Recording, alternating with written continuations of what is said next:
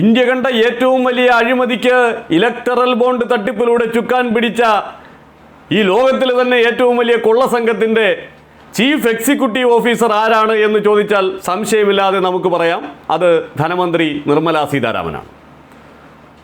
BJPക്ക് ഏറ്റവും അധികം ഇലക്ടറൽ ബോണ്ടിലൂടെ സംഭാവന നൽകിയ ചൂതാട്ടക്കാരനും ലോട്ടറി വീരനുമൊക്കെയായ സാന്റിയാഗോ മാർട്ടിനുമായി 2023 പ്രത്യേക കൂടിക്കാഴ്ചയൊക്കെ നടത്തിയ നിർമ്മലാ സീതാരാമൻ ഈ 1373 കോടി രൂപ സാന്റിയാഗോ മാർട്ടിനിൽ നിന്ന് ഒപ്പിച്ചു കൊടുക്കുന്നതിൽ നിർണായക പങ്കാണ് വഹിച്ചത് എന്നുള്ളത് വ്യക്തം. ആ നിർമ്മലാ സീതാരാമൻ ഒരു ലജ്ജയുമില്ലാതെ ഒരു പൊതുവേദിയിൽ വന്നിരുന്ന് നുണ പറയുകയാണ്. ജനം അത് കേട്ടിരുന്ന ജനം അവരെ കൃത്യമായി തന്നെ ആക്ഷേപിച്ച് ആ ആക്ഷേപം തിരിച്ചറിഞ്ഞ് വീണ്ടും വീണ്ടും വിശദീകരിച്ച് വല്ലാതെ വിമ്മിഷ്ടപ്പെടുകയാണ് നിർമ്മലാ സീതാരാമൻ. നിർമ്മലാ സീതാരാമൻ പറയുന്നത്, ആക്ഷേപം ഉയരുന്നത് ED യെയും ഇൻകം ടാക്സ് ഡിപ്പാർട്ട്മെൻറ്റിനെയും ഒക്കെ വിട്ട് ആളുകളെ വിരട്ടി ഞങ്ങൾ പണം വാങ്ങിച്ചു എന്നല്ലേ? അങ്ങനെയൊന്നുമല്ല സംഭവിച്ചത്. ഞങ്ങൾ ഈ ED റെയ്ഡിനൊക്കെ മുമ്പാണ് അവരിൽ നിന്ന് പണം വാങ്ങിച്ചത്, അതിനുശേഷം അവിടെ പോയി റെയ്ഡ് നടത്തിയതാണ്. അതായത് പൈസ വാങ്ങിയതിൻ്റെ പേരിൽ റെയ്ഡ് നടത്താതിരുന്നിട്ടില്ല എന്ന് സ്ഥാപിക്കാൻ ശ്രമിച്ചതാണ്. എന്നിട്ട് അവർ കേട്ടിരുന്ന ആളുകളോട് ചോദിക്കുന്നു, ഞാൻ പറഞ്ഞതൊക്കെ സത്യമാണ് എന്ന് നിങ്ങൾക്ക് ബോധ്യപ്പെടുന്നില്ലേ എന്ന്. ഒരു മനുഷ്യൻ അത് കേട്ട് പ്രതികരിക്കുന്നില്ല, ഒരു നിശബ്ദത. അപ്പോൾ നിർമ്മലാ സീതാരാമൻ ബോധ്യപ്പെട്ടു, ഞാൻ നാണം കെട്ടിരിക്കുന്നു, ഞാൻ പറഞ്ഞത് നുണയാണ് എന്ന് മുന്നിലിരിക്കുന്ന ബോധമുള്ള മനുഷ്യർ തിരിച്ചറിഞ്ഞിരിക്കുന്നു എന്ന്. That the money is given after the ED raid happened. For all you know, the money was given earlier, and in spite of that, we went knocking at their doors. Am I making sense? No? What if the companies gave the money and after that? നോക്കൂ, ഈ രാജ്യത്തിൻ്റെ ധനകാര്യമന്ത്രിയാണ് പച്ചയ്ക്ക് നമ്മുടെ മുന്നിൽ വന്നിരുന്ന് നുണ പറയുന്നത്. നമ്മൾ മുൻ വീഡിയോകളിലൊക്കെ കൃത്യമായി പരിശോധിച്ചിട്ടുള്ളതാണ്. ഇൻകം ടാക്സ് ഡിപ്പാർട്ട്മെൻറ്റിനെയും ED യെയും ഉപയോഗിച്ച്, രണ്ടും ധനവകുപ്പിൻ്റെ കീഴിലുള്ളതാണല്ലോ, എങ്ങനെയാണ് വേട്ടയാടലുകൾ നടത്തി കമ്പനികളെ നിർബന്ധപൂർവം ഈ ഇലക്ടറൽ ബോണ്ടുകൾ വാങ്ങിക്കുന്നതിലേക്ക് കൊണ്ടുവന്നത് എന്നുള്ള കാര്യം. ആ തീയതികൾ വളരെ കൃത്യമായി തന്നെ നമ്മൾ നേരത്തെ വീഡിയോയിൽ സൂചിപ്പിച്ചിരുന്നു.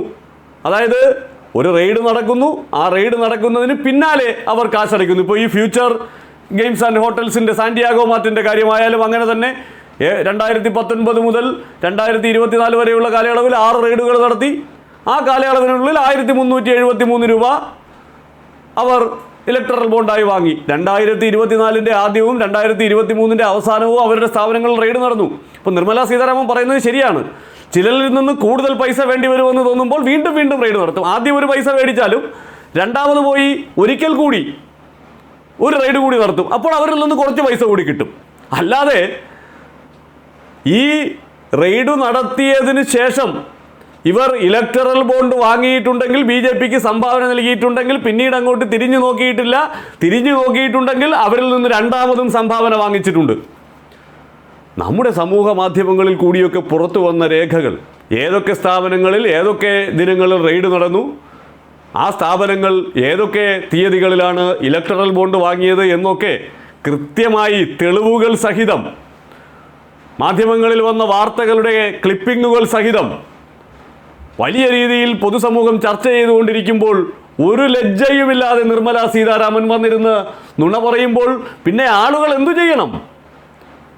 ഇവർ ഒരു കള്ളം പറയുന്ന സ്ത്രീയാണ് എന്നുള്ള ബോധ്യത്തിൽ അവർക്ക് നിശബ്ദരായിരിക്കാനല്ലേ കഴിയൂ? അതവർക്ക് ബോധ്യപ്പെട്ടു. നരേന്ദ്രമോദിയും നിർമ്മലാ സീതാരാമനും ഒക്കെ ഈ രാജ്യത്തിൻ്റെ സാമ്പത്തിക മേഖലയെ ഇല്ലാതാക്കി കളയുന്നവരാണ് എന്ന് കൃത്യമായ അവരുടെ ഭർത്താവ് തന്നെയാണ് പറഞ്ഞത്. അങ്ങനെയുള്ള ഒരാൾ ഗിമിക്കുകൾ കാട്ടി ഈ രാജ്യത്തെ കുറേ പൂജ്യം കൊണ്ട്, ബജറ്റിൽ കുറേ പൂജ്യം കൊണ്ട് ഇങ്ങനെ പെരുപ്പിച്ചു കാട്ടി നിർത്തുന്ന അത്തരം മാജിക്കുകൾ മാത്രം നടത്തുന്ന ഒരാൾ. അതിനപ്പുറം ഒന്നും സംഭവിക്കുന്നില്ല. സംഭവിക്കുന്നത് എന്താണ്? തങ്ങളുടെ BJP ആഫീസിലെ ഖജനാവ് നിറയ്ക്കുക, അതിനുവേണ്ടി ചീഫ് എക്സിക്യൂട്ടീവ് ഓഫീസർ എന്നുള്ള പദവിയിൽ ഇങ്ങനെ പൈസ ഉണ്ടാക്കി കൊടുക്കുന്നതിനുള്ള റോൾ ഭംഗിയായി നിർവഹിക്കുക, എന്നിട്ട് വന്നിരുന്ന് നുണ പറയുക. സകലമാന സംഖ്യകളെയും പോലെ നിർമ്മലാ സീതാരാമനും ആകുന്നു. അത്രയേ ഉള്ളൂ, അതിൽ അത്ഭുതമൊന്നുമില്ല. രാഹുൽ ഗാന്ധിയുടെ വാർത്താ സമ്മേളനങ്ങളിൽ ഏറ്റവും കരുത്തുറ്റതായി കാലമടയാളപ്പെടുത്തും ഇതിനെ. ഭാരത് ജോഡോ ന്യായ് യാത്രയ്ക്കിടെ മഹാരാഷ്ട്രയിൽ ഇലക്ടറൽ ബോണ്ട് വിഷയവുമായി ബന്ധപ്പെട്ട് നടത്തിയ വാർത്താ സമ്മേളനം. Simple and powerful. നരേന്ദ്രമോദിക്കുള്ള മാരകയടി. So it is the world's biggest corruption scam. It is the world's biggest extortion racket, and it is run by the Prime Minister of India. I don't really expect the Indian media to pick up this in a large way, because I know, from past experience, the type of things you focus on. What happens next is this is the criminal act that has been imposed on the people of India. That's what happens next. സാധാരണഗതിയിൽ നടത്താറുള്ളതുപോലെ വ്യക്തിഗതമായ കടന്നാക്രമണങ്ങളൊന്നും നടത്താതെ ലളിതമായ ഭാഷയിൽ ലോകത്തിലെ ഏറ്റവും വലിയ കൊള്ളസംഘമായി മാറിയ BJP-യെക്കുറിച്ച്, അതിനെ നയിക്കുന്ന പ്രധാനമന്ത്രി നരേന്ദ്രമോദിയെക്കുറിച്ച്, നമ്മുടെ രാഷ്ട്രീയ പാർട്ടികൾക്കുള്ള സംഭാവനകൾ സുതാര്യവും അഴിമതിരഹിതവുമാക്കുന്നതിന് വേണ്ടിയിട്ട് എന്ന് പറഞ്ഞാണ് BJP-ക്കാർ ഇലക്ടറൽ ബോണ്ട് കൊണ്ടുവന്നത്. അന്നു തന്നെ പ്രതിപക്ഷം ആരോപണം ഉന്നയിച്ചിരുന്നത് അത് കോർപ്പറേറ്റുകൾക്ക് ഈ സർക്കാരിൽ സമ്മർദ്ദ ശക്തിയായി മാറുന്നതിനുള്ള കാരണമാകുമെന്നതായിരുന്നു, അഴിമതിക്ക് വഴിവെക്കും എന്നതായിരുന്നു. അതുതന്നെ സംഭവിച്ചുവെന്ന് രാഹുൽ ഗാന്ധി ചൂണ്ടിക്കാട്ടുന്നു. സർക്കാർ സ്ഥാപനങ്ങളെ ഉപയോഗിച്ച് ഭരിക്കുന്ന പാർട്ടിക്ക് പണമുണ്ടാക്കുന്നു എന്ന് പറഞ്ഞാൽ അത് വലിയ ക്രിമിനൽ കുറ്റമാണ്. ആ ക്രിമിനൽ കുറ്റത്തിന് നേതൃത്വം നൽകുന്നവരായി പ്രധാനമന്ത്രി നരേന്ദ്രമോദിയും BJP നേതൃത്വവും മാറിയിരിക്കുന്നു എന്ന് രാഹുൽ ഗാന്ധി പറയുമ്പോൾ ഈ രാജ്യം മുഴുവൻ കേൾക്കേണ്ടുന്ന ശബ്ദമായി അത് മാറുകയാണ്. രാഹുൽ ഗാന്ധി പറയാനുള്ളത് വെടുപ്പിന് പറഞ്ഞിരിക്കുന്നു. ഇനി കോൺഗ്രസ് പ്രവർത്തകരും പ്രതിപക്ഷ നിരയിലെ മറ്റു നേതൃത്വവുമാണ് ഇതിനെ ഏറ്റെടുത്ത് ഈ രാജ്യത്തിന് മുന്നിൽ കൃത്യമായി ബോധ്യപ്പെടുത്തി കൊടുക്കേണ്ടത്. മോദി നടത്തിയിരിക്കുന്നത് സമാനതകളില്ലാത്ത തട്ടിപ്പാണ് എന്ന്, BJP നടത്തിയിരിക്കുന്നത് ഈ രാജ്യത്തെ ജനങ്ങളോടുള്ള വലിയ ചതിയാണ് എന്ന്. മാധ്യമപ്രവർത്തകരുടെ ചോദ്യങ്ങൾക്ക് ക്രിസ്റ്റൽ ക്ലിയറായി ഉത്തരം നൽകുമ്പോൾ അത് ഈ രാജ്യം കേൾക്കേണ്ടുന്ന വാർത്താ സമ്മേളനമായി മാറുന്നു. രാജ്യം കേൾക്കേണ്ടുന്ന കൃത്യമായ വിശദീകരണങ്ങൾ രാഹുൽ ഗാന്ധിയുടെ ഈ വാർത്താ സമ്മേളനത്തിൽ ഉണ്ടായിരുന്നു.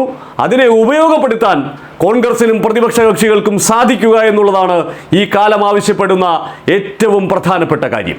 Some years back, Prime Minister came up with a concept which he claimed was designed to clean Indian political finance. And at the heart of the concept was the idea of the electoral bond. The ability for corporates to give electoral bonds anonymously. Now it turns out that this is a way of extorting money from India's largest corporates. It is a way of stealing money from the biggest contracts in the country. It is a way of intimidating corporates and making them, forcing them to give money to the BJP. So it is the world's biggest corruption scam. It is the world's biggest extortion racket, and it is run by the Prime Minister of India.